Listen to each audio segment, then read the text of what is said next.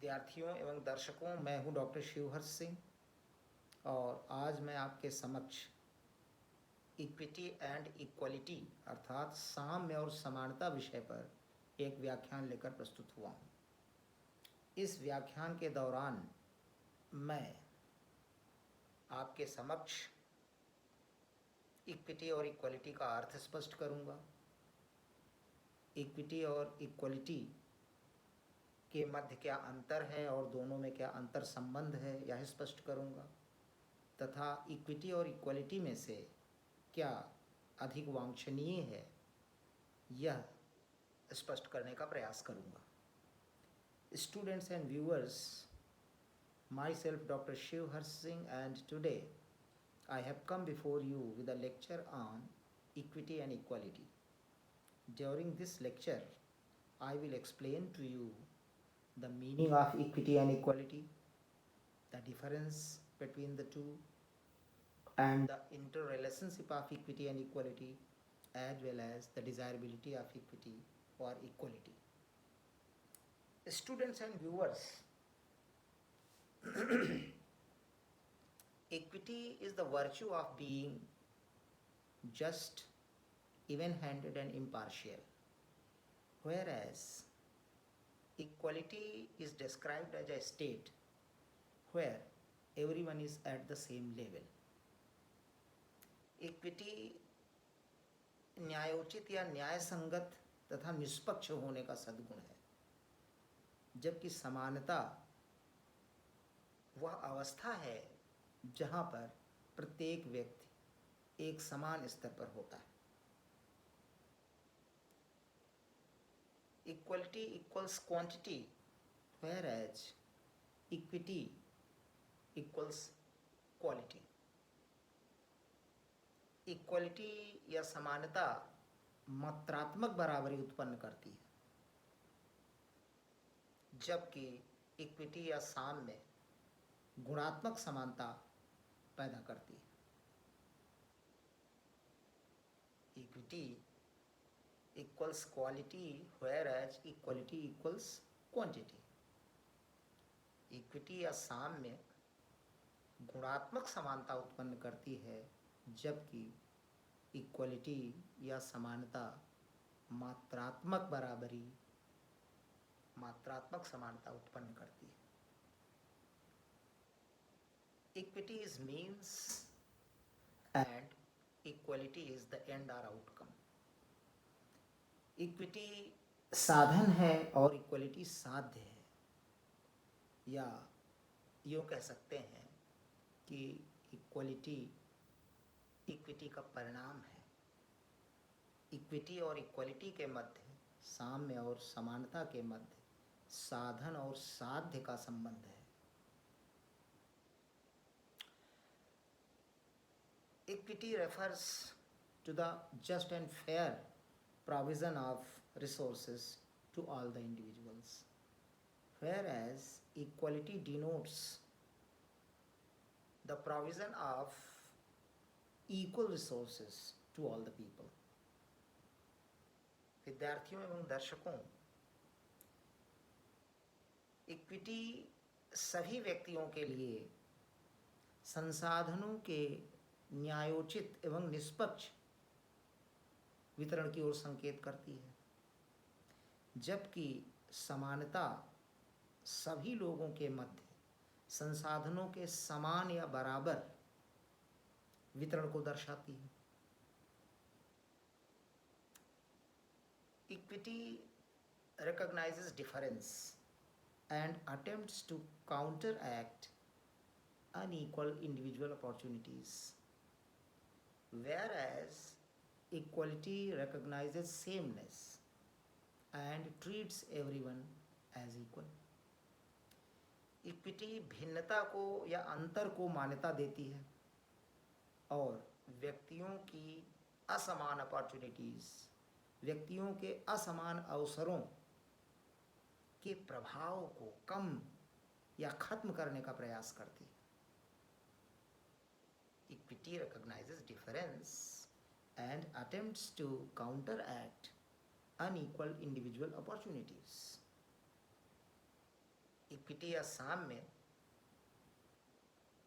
भिन्नता को मान्यता प्रदान करती है और व्यक्तियों के असमान अवसरों के प्रभाव को कम या खत्म करने का प्रयास करती है, जबकि समानता या इक्वलिटी एक जैसेपन को, sameness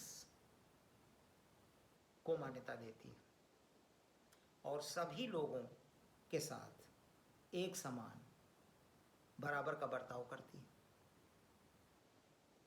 Equity ensures that people get what they need, whereas equality ensures that all the people get same things. Equity यह सुनिश्चित करती है कि लोगों को वह मिले जिसकी उन्हें आवश्यकता है, जिसकी उन्हें ज़रूरत है, जबकि इक्वलिटी यह सुनिश्चित करती है कि सभी लोगों को एक जैसी बराबर मात्रा में चीज़ें उपलब्ध हों। Now, students and viewers,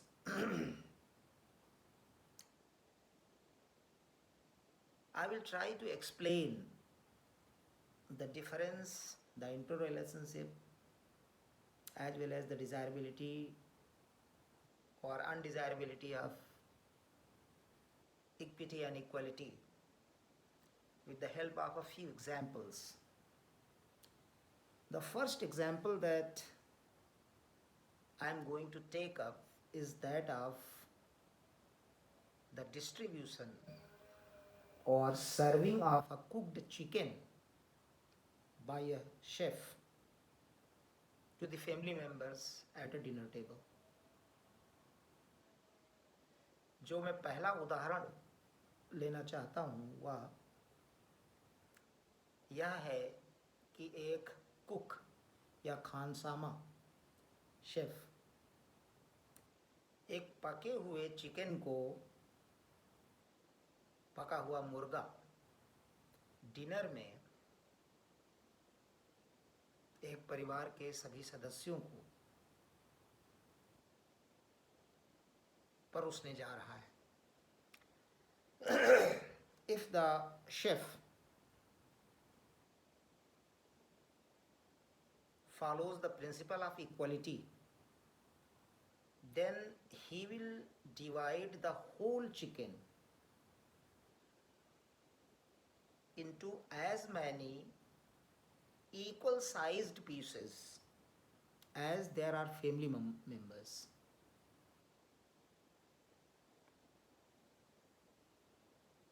अगर शेफ या खानसामा इक्वलिटी के सिद्धांत या समानता के सिद्धांत के अनुसार पका हुआ चिकन परोसता है तो वह संपूर्ण चिकन के बराबर आकार के उतने टुकड़े करेगा जितने कि परिवार में सदस्य हैं, बिना यह सोचे कि खाने वालों में से कुछ एक एडल्ट हैं और कुछ बच्चे भी हैं।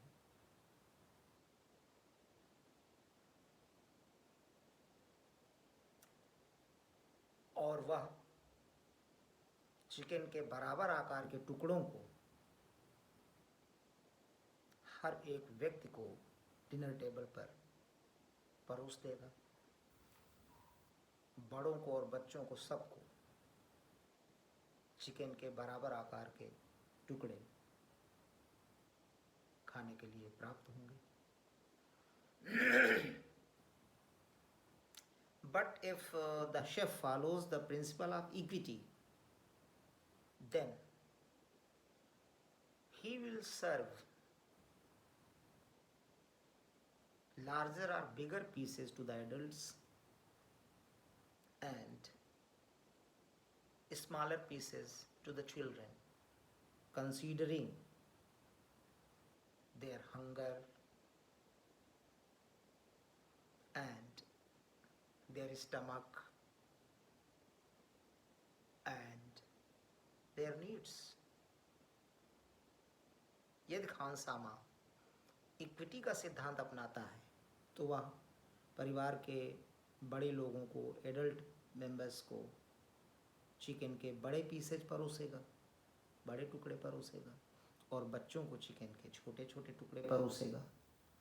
यह ध्यान में रखते हुए कि बड़े लोगों को ज़्यादा भूख होगी, उनका पेट थोड़ा बड़ा है, और छोटे बच्चों को छोटे टुकड़ों से उनकी भूख मिट जाएगी, उनका पेट छोटा है। Now we can clearly see that the principle of equality may be wasteful also, because the children may leave some portion of the large pieces when their hunger is already satisfied, while the pieces are not finished. But when the principle of equity is followed, then children get smaller pieces as per their hunger and requirement, so they will finish it up and their hunger will be satisfied. Adults will eat larger pieces and they will satisfy their hunger. Now, the noteworthy thing is this, that when we follow the principle of equity, then here the hunger of each and every member of the family, adult as well as children, is equally satisfied, and there is no wastage of chicken. Maybe some of the chicken is left for the chef or the cook to eat at the end. अगर हम equity का सिद्धांत अपनाते हैं और chef equity का सिद्धांत अपना करके सबको चिकन सर्व करता है और बच्चों को छोटे पीसेस देता है, बड़ों को बड़े पीसेस देता है, तो इन सब की भूख बराबर ढंग से मिट जाएगी। और यह भी हो सकता है कि चिकन का कुछ भाग खानसामा के लिए भी बच जाए बाद में खाने के लिए, और चिकन की बर्बादी भी नहीं होगी। Now the thing noteworthy is this, that when principle of equity was adopted as a means, then equal satisfaction of hunger is the end or outcome that has been achieved. जब खानसामा equity के सिद्धांत के अनुसार chicken का वितरण करता है, चिकन परोसता है, तो जब इक्विटी को साधन के रूप में अपनाया जाता है तो सबकी भूख बराबर ढंग से मिट जाती है। The end result is equal satisfaction of the hunger of each and every member, adult as well as children. So you can clearly see that the first thing, equity is the means and equality is the end or outcome. At the same time, principle of equity is more desirable than the principle of equality. Now, in order to illustrate the same thing, let me take up another example. This example is of a cricket match that is going on the other side of a wall, high wall, and 3 persons of different heights are willing to watch this match in a clear manner. ये जो दूसरा उदाहरण मैं लेना चाहता हूँ, मान लीजिए कि एक क्रिकेट मैच एक ऊंची दीवार के उस पार हो रहा है और 3 व्यक्ति अलग अलग कद के, भिन्न कद के, तीनों इस मैच को अच्छे ढंग से देखना चाहते हैं. If we follow the principle of equality, then all the 3 persons will be given pedestals of equal height to stand on, regardless of their heights, to watch the match. यदि हम समानता का सिद्धांत अपनाते हैं तो तीनों व्यक्तियों के कद का ध्यान न देते हुए हम तीनों व्यक्तियों को बराबर ऊंचाई के पेडिस्टल या स्टैंड खड़े होने के लिए देंगे, जिससे कि वे दीवार के उस पार हो रहा मैच देख सकें. इस स्थिति में हो सकता है कि केवल सबसे लंबा व्यक्ति, सबसे ऊंचे कद वाला व्यक्ति ही दीवार के उस पार हो रहे मैच को अच्छे ढंग से देख सके और उससे कम ऊंचे कद वाला व्यक्ति उतना अच्छा ढंग से मैच न देख सके. या भी हो सकता है कि सबसे छोटे कद का व्यक्ति मैच ही न देख पाए या मैच देखने के लिए उसे पंजों पर खड़ा होना पड़े, जद्दोजहद करनी पड़े. But if we follow the principle of equity, then the principle of equity demands that each person is given a pedestal of height that is suitable to the stature, to the height of that particular person, with a view that each and everyone gets equal quality of view of the match. यदि हम equity का सिद्धांत अपनाते हैं तो अलग अलग कद के व्यक्ति को अलग अलग ऊंचाई का पेडेस्टल या स्टैंड खड़े होने के लिए देंगे.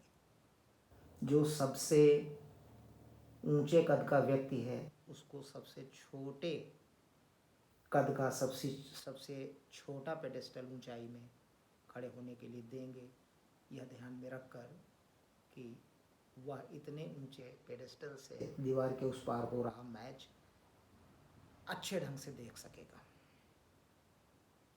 इक्विटी का सिद्धांत यही डिमांड करता है. इसके बाद जो सबसे ऊंचे कद वाले व्यक्ति से छोटा व्यक्ति है, the shorter person than the tallest one, will be given a little longer or a pedestal of a little more height to stand on to get the equal quality view of the match. And the smallest person, shortest person, according to the principle of equity, will be provided a stand of maximum height as compared to the earlier two. जो सबसे छोटे कद का व्यक्ति है उसको सबसे ज़्यादा ऊंचाई का पेडिस्टल या स्टैंड खड़े होने के लिए दिया जाएगा, यह ध्यान में रखकर कि उसको भी समान गुणवत्ता का मैच का दृश्य दिख सके. Now students and viewers, see that here the principle of equity was adopted as a means in order to give the pedestals of differing heights to the persons of differing statures and heights. But it was kept in mind that each and everyone gets the view of the match which is of equal quality. In other words, While following the principle of equity as a means, all the three persons who are of different heights, they were given pedestals to stand on of different heights, but it was kept in mind that all of them get equal quality view of, same quality view of cricket match. जब हम equity का सिद्धांत अपनाते हैं तो equity का सिद्धांत जब साधन के रूप में अपनाया जाता है तो उसका जो एंड रिजल्ट है, आउटकम है, वह हमें प्राप्त करना है कि तीनों व्यक्तियों को समान गुणवत्ता का दृश्य मिल सके क्रिकेट मैच का. इसके लिए सबसे ऊंचे कद के व्यक्ति को सबसे छोटा, सबसे कम ऊंचाई का पेडिस्टल या स्टैंड खड़े होने के लिए दिया जाता है, और जो उससे छोटे कद का व्यक्ति है उसे थोड़ा ज़्यादा ऊंचाई का पेडिस्टल खड़े होने के लिए दिया जाता है, और जो सबसे छोटे कद का व्यक्ति है उसको सबसे ज़्यादा ऊंचाई का पेडिस्टल खड़े होने के लिए दिया जाता है. लेकिन यह ध्यान में रखा जाता है कि कितनी ऊंचाई का पेडिस्टल किस व्यक्ति को देने से तीनों समान गुणवत्ता का दृश्य प्राप्त कर सकेंगे क्रिकेट मैच का. Again you see that when equity is adopted as a means, then the end result is equal quality view of the cricket match to all the three. जब इक्विटी को साधन के रूप में अपनाया जाता है तो साध्य के रूप में, परिणाम के रूप में तीनों व्यक्तियों को समान गुणवत्ता का दृश्य क्रिकेट मैच का प्राप्त होता है. Again you can see that equity is more desirable than equality. Now let me take the third example from the feminist movements. If the feminists demand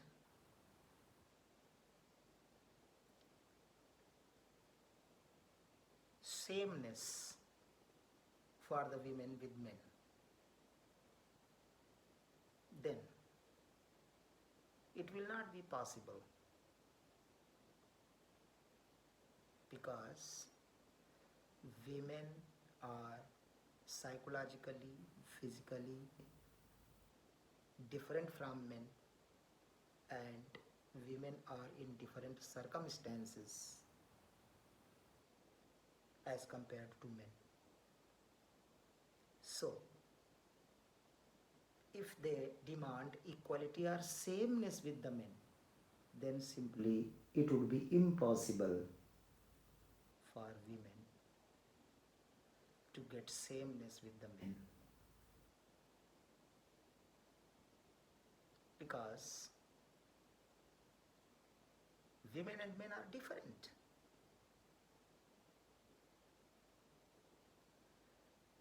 But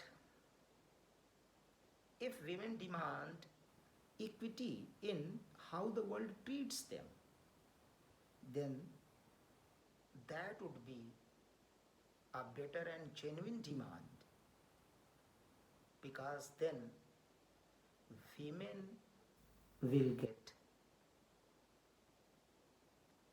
equal rights as men have as human beings. As a result, they will enjoy equal quality of life as men enjoy. Again, it is apparent that equity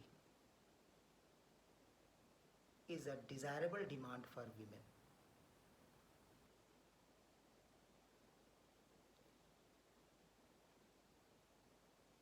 अगर महिलाएं sameness या equality की demand करती हैं कि पुरुषों के समान उन्हें सब कुछ दिया जाए, तो कहीं कहीं पर यह असंभव होगा, क्योंकि महिलाएं पुरुषों से भिन्न होती हैं शारीरिक दृष्टि से, मनोवैज्ञानिक दृष्टि से।